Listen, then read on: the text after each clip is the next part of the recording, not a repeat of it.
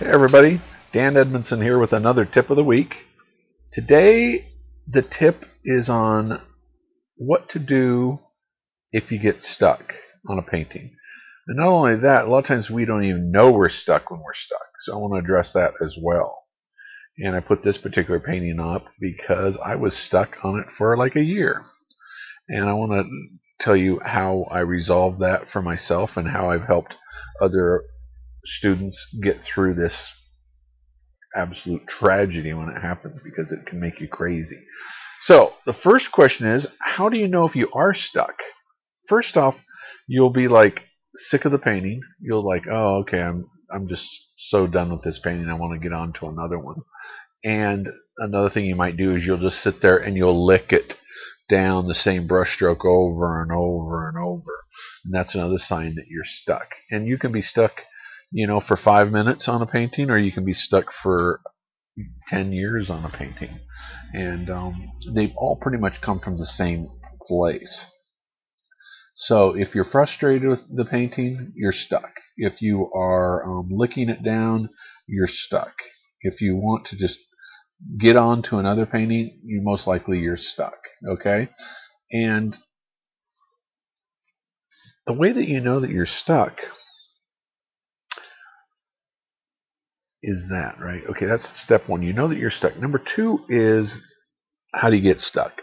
Unstuck. Well, what you have to first determine is, what does it mean to be stuck, right? And what it means is, if you're stuck or you're frustrated or you're sick of it, you just generally do not know what to go on to and do next. I mean, really, it's simple as that. And it really is simple as that. And a lot of times you might feel stuck,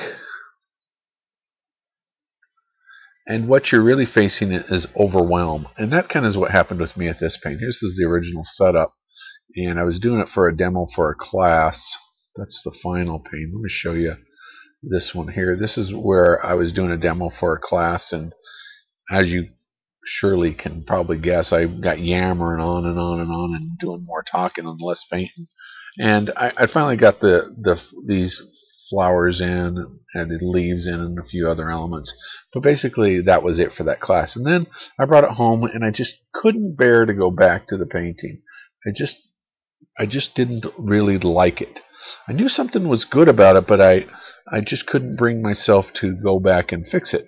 And the reason was, in this particular case, this is one of the two cases that I find for when people get stuck, was there's just too much out of control.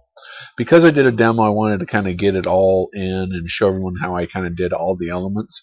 But what ended up happening is the whole painting was kind of out of control. So one way that you get stuck is you just have too much to fix, and it looks like way too big of a burden to come back and deal with. So that is one. The other thing is, you just don't know what to do to fix it. Okay, so first off, the best thing to do if you don't know what to do to fix it is to either ask for help, put it aside, look in a mirror, take a photograph, put it on your computer, play with the contrast, the colors, that kind of stuff.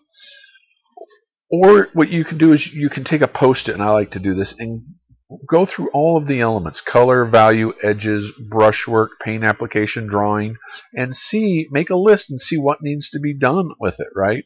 And one of those is bound to say, oh, ha, it's color, or it's color harmony, or it's drawing. And then you just fix that, right? And what I did on this particular painting to fix it, to get it to where it was finished, was it was so out of control that I just said, I'm only going to work on this for 15 minutes a day. And I set a timer. I worked for 15 minutes, and after 15 minutes, even though a lot of times I wanted to continue, I just put it away. And then I did it the next day, and the next day, and the next day, and before you know it, I got back on track with it, and I got to where I loved it. And when I put it in a show, it was the first one to sell, and I could have sold 4 of them. So don't give up on your paintings. Just take a break, and if you need to, limit how much you work on them, and just keep coming back and come back and come back, and you will create something beautiful, I promise. All right, that's Dan Edmondson with the tip of the week. Please help spread the word. Post it on Facebook, and have a great day.